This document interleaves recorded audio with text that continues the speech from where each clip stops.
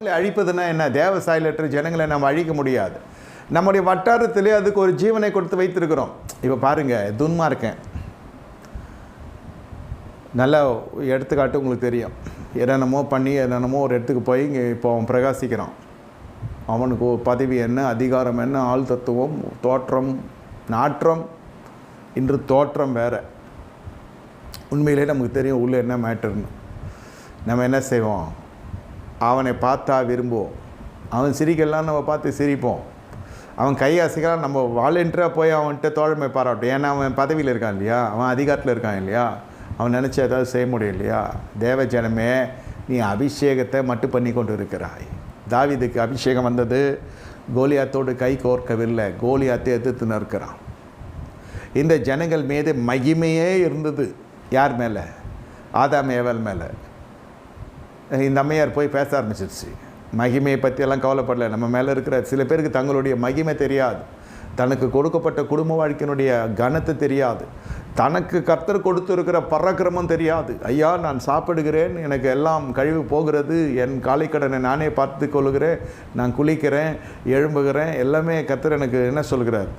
நல்லா நடக்கிறேன், வரேன், நல்ல ஜீவியம், படுத்த படுக்கையாக இருக்கிறப்ப 10 பேருடைய தயவு எனக்கு தேவைப்படுகிறது. எழும்புவதற்கும் நிற்பதற்கும் ஒவ்வொரு கருத்துக்கும் ஒவ்வொருத்தர் தேவைப்படுறாங்க இல்லையா.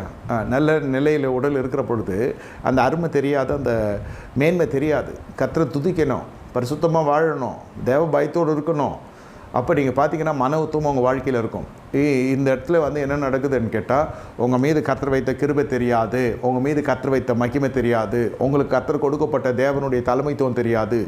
பொல்லாத ஜனங்க தலைவர்களாய் வருகிற பொழுது, நல்ல ஜனங்களை கர்த்தரை எடுத்துக்கொள்கிற பொழுது எல்லாருடைய கண்களும் கண்ணீர் சொரியும்.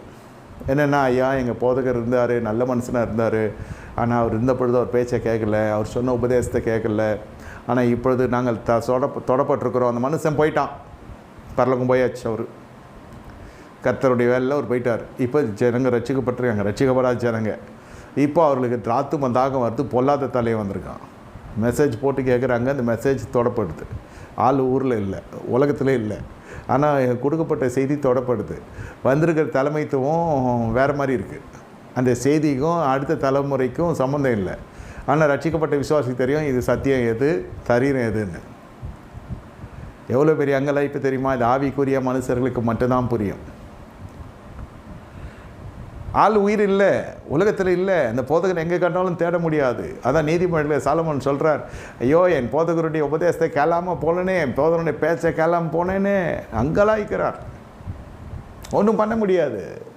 காலம் கடந்து